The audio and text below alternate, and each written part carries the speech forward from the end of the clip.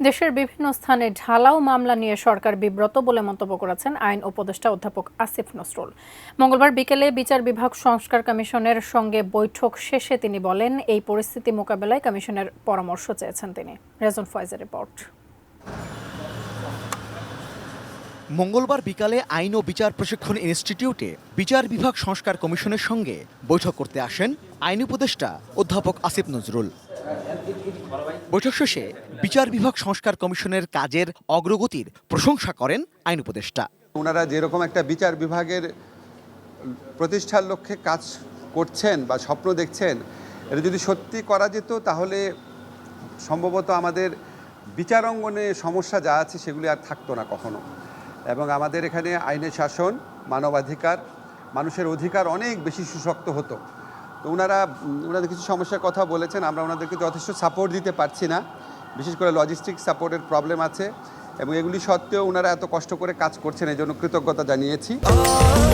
স্বাস্থ্যকর all time family cake, সব সময় অল টাইম হেলদি লাইফ। অধ্যাপক আসিফ নজরুল বলেন, 5 আগস্টের পর থেকে সরকার কোনো ধরনের গায়েবী মামলা না করলেও এখনও বিভিন্ন স্থানে গায়েবী মামলা হচ্ছে, যা বর্তমান সরকারের জন্য বিব্রতকর। এই সংকট মোকাবেলায় করণীয় প্রসঙ্গে বিচার বিভাগ সংস্কার কমিশনের কাছে পরামর্শ চেয়েছেন তিনি। বিগত ফ্যাসিস্ট সরকারের আমলে গায়েবী মামলা হতো, সরকারের পক্ষ থেকে গায়েবী মামলা দিত। আর এখন আমরা সরকারের পক্ষ থেকে কোনো মামলা টামলা দিচ্ছি না। সাধারণ লোকজন, ভুক্তভোগী লোকজন, রাজনৈতিক প্রতিপক্ষ, তারা অন্যদের ব্যাপারে ঢালাও মামলা দিচ্ছে। ঢালাও মামলার একটা খুব মারাত্মক একটা প্রকোপ দেশে দেখা দিয়েছে। এটা আমাদেরকে অত্যন্ত বিব্রত করে।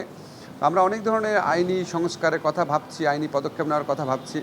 ওনাদেরকে রিকোয়েস্ট করেছি, এখানে বাংলাদেশের বিচার অঙ্গনে যারা বেস্ট ব্রেইন আছেন, সুপ্রিম কোর্টের 2 ডিভিশনে বা ঢাকা বিশ্ববিদ্যালয় বা প্রাইভেট যারা ল প্র্যাকটিস করেন, তাদের মধ্যে থেকে ওনারা সবাই আছেন। ওনাদের কাছে একটা আমাদের একটা প্রত্যাশা যে ওনারা আমাদের আইনগতভাবে কীভাবে জিনিসটা ট্যাকল করা যায়, ওই পরামর্শটা নিতে এসেছি।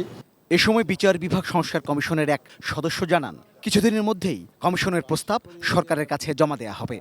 আগামী কিছুদিনের মধ্যেই আমরা একটা সুপারিশ আকারে আমাদের কমিশনের মতামত, সেটা আইনি সংস্কারই হোক বা সেটা কোনো সাংগঠনিক সংস্কারই হোক, আমরা আইন মন্ত্রণালয়ে জানাবো।